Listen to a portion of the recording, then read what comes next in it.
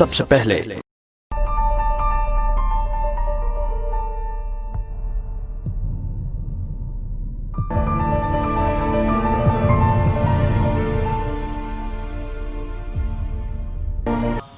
देखिए, 370 की अगर बात करें तो इसमें पैंथर्स पार्टी का क्लियर स्टैंड रहा कि 370 को अमेंड किया जाना चाहिए और इसके लिए पैंथर्स पार्टी असेंबली में, सड़कों में और कोर्ट तक गई है और डेफिनेटली अमेंड भी हुआ है। लेकिन अमेंड करने के दौरान जब पार्लियामेंट के अंदर जो चर्चा हुई, देश की सरकार और गृह मंत्री जी ने जो चर्चा करी, उसमें जो आश्वासन दिए, उसमें लोगों को जो ख्वाब दिखाए हैं कि 370 हटने के बाद इसमें जम्मू कश्मीर में बहुत तब्दीली होगी, डेवलपमेंट में होगी, बेरोजगारी में होगी और नई नई चीज़ें होगी। लेकिन अभी उसके बाद ये इलेक्शन हुई है और इस इलेक्शन तक तो अभी कोई देखने को मिला नहीं है और ये डेफिनेटली 370 को अमेंड किए जाने के बाद पहली इलेक्शन है।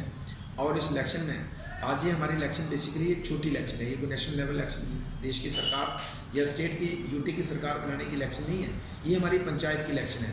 और आपने देखा कि बीजेपी को कितना जोर लगाना पड़ा, एडी चोटी का जोर लगाना पड़ा और उनको अपने केंद्रीय मंत्रियों का एक एक महीने, डेढ़ महीने तक डेरा गांव-गांव में डालना पड़ा।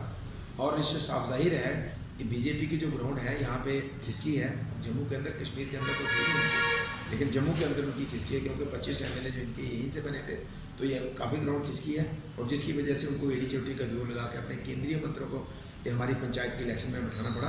तो इसलिए फिलहाल मैं ये कहूँगा कि 370 को अमेंड किए जाने का बेनिफिट जो है हमारे लोगों को अभी देखने को मिला नहीं है।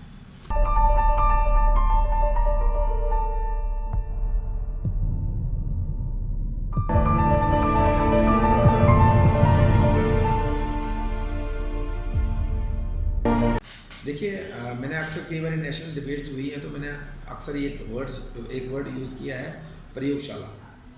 कि जम्मू कश्मीर हमारा देश की सरकारों के लिए एक प्रयोगशाला रही है, चाहे वो कांग्रेस की हो चाहे बीजेपी की हो। फॉर एग्जांपल आज की इलेक्शन के अगर उदाहरण देखूँ, मैं प्रयोगशाला क्यों कह रहा हूँ कि प्रधानमंत्री जी और देश की सरकार ने कहा कि एक देश और एक इलेक्शन। आप एक देश और एक इलेक्शन की बात कर रहे हो, आप मुझे बताइए कि यहाँ हमारे पंचायत के चुनाव कब हुए? पंचायत का चुनाव होता है, सरपंच पंच का चुनाव होता है, फिर आप उसके बाद आप बीडीसी का चुनाव करते हो, फिर उसके बाद आप डीडीसी को चुनाव करते हो, यानी कि और इसके बाद आपका चेयरमैन का चुनाव, पता नहीं करना है कि नहीं करना है, तीसरा चुनाव ये हो गया।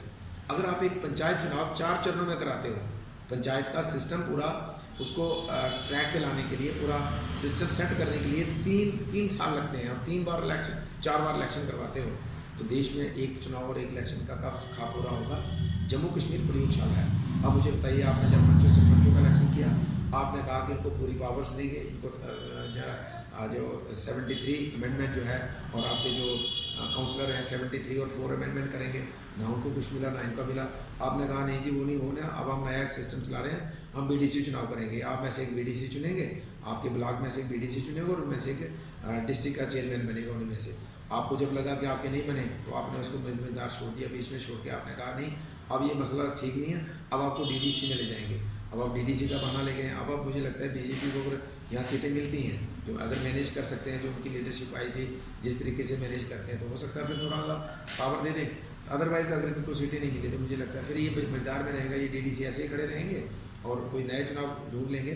तो ये एक प्रयोगशाला है और लोगों का डेवलपमेंट में मुझे नहीं लगता ज़्यादा इनका इंटरेस्ट है, लोगों के इशू को सॉर्ट आउट करने में कोई इनका इंटरेस्ट मुझे नहीं लगता है। और यहाँ की जो समस्या है, जो पॉलिटिकल समस्या हो या डेवलपमेंट समस्या हो, मुझे नहीं लगता है कि बीजेपी को ज़्यादा इंटरेस्ट है। बीजेपी को ज़्यादा इंटरेस्ट मुझे लगता है हमारी ज़मीन पे है, हमारे लोगों में नहीं।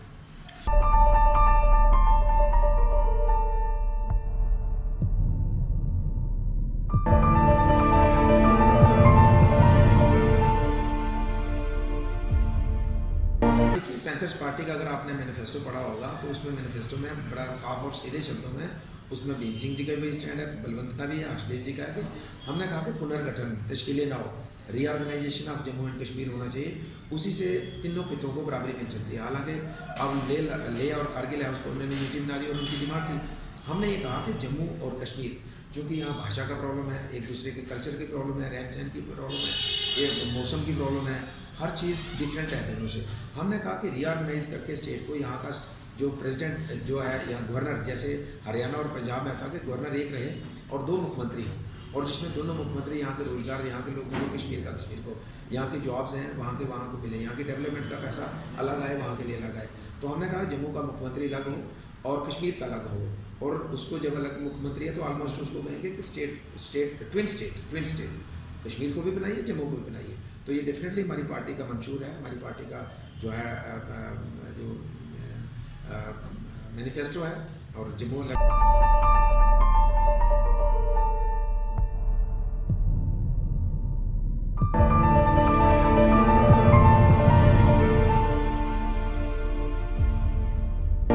कह दिया कि डेवलपमेंट में तो टोटल बिल्कुल विफल हुआ है बीजेपी सरकार में आने के बाद। और प्रॉब्लम तो ये है कि आज अगर आपकी सड़क में गड्ढा है, आपकी बिजली का ट्रांसफार्मर खराब है, अगर आप सड़क पे आके नारा लगाते हो तो आप एंटी नेशनल काउंट हो जाते हो। आपका ट्रांसफार्मर खराब है, आपकी सड़क कच्ची है, आप कहोगे जनाब बिल्कुल खुश हैं, तो आप नेशनलिस्ट हो गए। ये परिभाषा हो गई है यहाँ पे डेवलपमेंट की। तो इसलिए आप लोग दुखी हैं, परेशान हैं, और डेफिनेटली बीजेपी पूरे तरीके से विफल हुई है कि डेवलपमेंट करवाने हैं। और मुझे लगता है कि आने वाले समय में उसको इसका खमियाजा भी भुगतना होगा।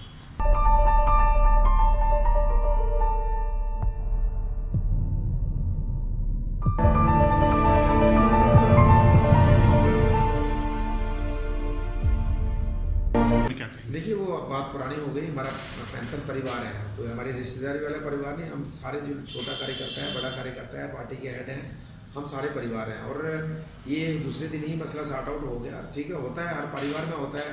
कई बार आप अपने घर में रहते हो सकते हैं अपने पापा के साथ आपकी भी गर्मी सर्दी होती हो, आपके पापा कई बार आपको कहते हैं बेटा चला जा बाहर, घर से बाहर चला जा। तो ये हमारा परिवार है, परिवार में चलता है। पर ऐसा कुछ नहीं है। भीम सिंह जी इस परिवार के मुखिया हैं, मुखिया थे, हैं और रहेंगे।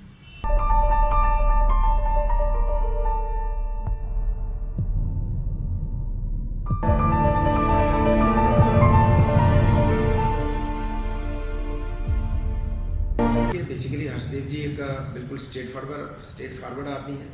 और उनके लिए मैंने कई बार कहा भी है कि जितने दुनिया में लोग हैं ना, हमारे दिल में बातें आती हैं। हो सकता अभी आपके बारे में मेरे दिल में क्या चल रहा है तो मैं उसको दबा लेता हूँ, आपके दिल में मेरे बारे में क्या चल रहा है हम 99% लोग उसको दबा लेते हैं। हर्षदेव जी नहीं दबाते हैं। उनको लगता है गलत है तो गलत कह देते हैं, मुँह पे कहते हैं, वो पीठ के पीछे नहीं कहते हैं। उनके साथ एक बड़ी ज़बरदस्त मैनिपुलेशन की गई। जब वो वोट डालने गए तो वो कतार में खड़े हो गए। जब वो कतार में खड़े हो गए, उनका गांव है, उनका घर है, वो MLA रहे हैं, मिनिस्टर रहे हैं, तो लोगों में इतना रिस्पेक्ट है। तो मैनिपुलेशन तरीके से दूसरी पार्टी के चंद लोग आए, हर्षदेव जी क्या बात है, आप तो अंदर आइए, आप बाहर क्यों खड़े हैं, आप अंदर आइए। जब वो अंदर जाते हैं तो वो पार्टी का एक कार्यकर्ता अंदर जाके उनसे बदतमीजी करता है। ये बंदा कौन अंदर आ गया, किसने कुछ नहीं दिया, उनकी वाइफ है उनके लिए बदतमीजी करी, ये कैसे घुस गई, बाहर निकालो, धक्के मार के निकालो। तो वो सुनते रहे। जब सुनते रहे और जब बाहर आए तो उन्होंने क्या किया कि जब इनको पूरे तरीके से इनको जो कहना था कह दिया। नेचुरली इनके गुस्सा जब इनको गुस्सा आया तो इनको जब कहना था उन्होंने अपना वीडियो ऑन कर दिया, उन्होंने अपना लाइव कर दिया। तो उनका यही था। और वीडियो में लास्ट में आपने सुना भी होगा, उस वीडियो में ये भी कहा कि यार हर्षदेव जी मैंने बड़ा उकसाया लेकिन ये गाली नहीं निकाल रहा है। तो उनको उकसाया। और डेफिनेटली हर आदमी की कोई ना कोई वीकनेस होती है, तो क्योंकि उनकी वीकनेस है वो स्ट्रेट फॉरवर्ड है, सीधी बात करते हैं। ये अगर इसको दुनिया ज़्यादा वीकनेस है क्योंकि हम चोरी रखते हैं, अंदर दिल में छुपाते हैं बात, वो छुपाते नहीं हैं। तो उनकी इस कमज़ोरी का बेनिफिट लेके उन्होंने सोशल मीडिया में डाला है और उनको उकसा के डाला है। और उसमें स्टेटमेंट में ये भी आया है कि मैंने उकसाया तो पूरा, लेकिन आप गाली नहीं निकाल रहे हैं। तो एक मैनिपुलेशन बीजेपी की तरफ से की गई, लोग समझ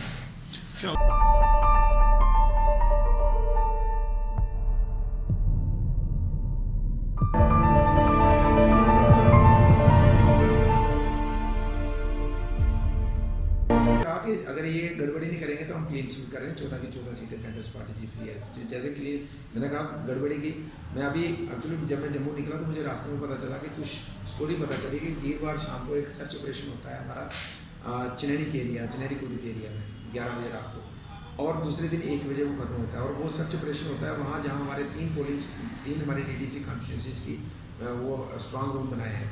उस एरिया में उसको रात को पूरा लॉकडाउन किया जाता है, किसी आदमी को अंदर जाने की आने की परमिशन नहीं। और मुझे यहाँ भी रिपोर्ट आई है कुछ ट्रक्स हायर किए हैं और उसमें कुछ संदिग्ध मटेरियल देखा गया है, और उसकी आप वेरीफाई कर रहे हैं। और आज शाम को ही हम लेटर लिख रहे हैं इलेक्शन कमीशन को कि उसमें आप 11 बजे आपको होता है, मीडिया क्यों नहीं जाता है, मीडिया के लोगों को क्यों नहीं बुलाया गया। अगर आपका सर्च ऑपरेशन में जब इनकाउंटर होता है वहाँ मीडिया को परमिशन होती है तो वहाँ मीडिया क्यों नहीं गया। और फिर दूसरे दिन वो स्कूल जहाँ पे स्ट्रांग रूम बनाया वहाँ क्लासेस लगती हैं, दूसरे दिन उस स्कूल को ऑफ रखा आपने KB स्कूल को। और हमें लगता है वो गड़बड़ी करने का इनका चक्कर है। यहाँ तक रिपोर्ट आई है कि जब 2 बजे तक वोटिंग थी कुछ एरियाज़ में 2:30 बजे 3 बजे तक भी इन्होंने वोट डलवाए हैं। विकलांग लोगों के घर जाके जब 2 बजे टाइम खत्म था, आपका काम था कि पिछले दिन करवाओ, उसके पिछले दिन करवाओ, वोट डालने के बाद। तो मुझे लगता है कि बीजेपी और सरकार जो है गड़बड़ी करने के चक्कर में है, और हम पूरा इसको पूरा खुलासा करेंगे, लेकिन गड़बड़ी होने नहीं देंगे। लेकिन गड़बड़ी नहीं होगी तो पैंथर्स पार्टी 14 की 14 सीटों में क्लीन स्वीप करेगी।